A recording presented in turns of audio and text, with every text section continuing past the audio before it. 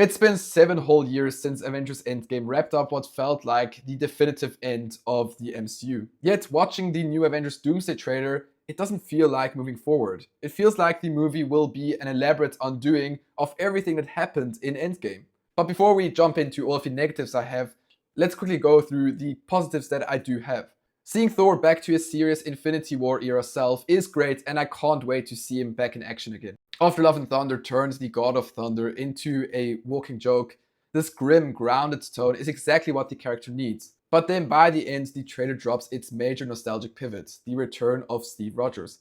Don't get me wrong, seeing Captain America back on screen is really cool, but I'm almost certain that will come at a massive narrative cost. Based on the trailer, it really feels like the entire first half of Doomsday is just going to be dedicated to hitting the Ctrl-Z button on Endgame.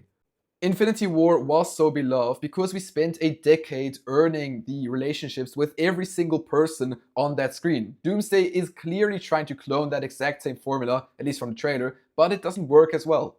Look what's the trailer's most concerned about. It burns an exhausting amount of time trying to introduce and hype up characters that, quite frankly, audiences just don't care about yet. Sure, I'm invested in Loki, Yelena, and the legacy Fox X-Men characters, but the rest of the lineup just feels like a B team forced into an A tier event. 7 years later, Tony Stark is still the definitive face of the Avengers. I mean, who else in this new group could rival him? The only one who really could would be Spider-Man, but since Sony would like to keep him more as a standalone hero, I don't expect him to be the major driving force in this movie. So the trailer at least leaves a massive gaping hole where Iron Man used to be. And looking at this character roster, you have to ask, who is actually equipped to replace him? Now before we continue, I just want to tell you guys, please subscribe. A massive story demands a massive scale, but visually Doomsday feels completely flat. Despite the trailer music trying its best to convey weight and stakes, I never actually felt the weight of what's happening. Everything looks like it's straight out of the volume or in front of a green screen. When the world around the characters feel fake, the stakes feel fake too. Which brings us to the biggest red flag of the entire trailer, and unfortunately it's Doctor Doom. Now, when Marvel made the announcement that Robert Downey Jr. will be playing Victor Von Doom, there were expectations set for what kind of a role he would play. I mean, would he maybe be a Tony Stark variant? Would the old Avengers recognize him? Or what would that do to old friends of his if they saw Tony Stark, but knew he was now the enemy named Doctor Doom?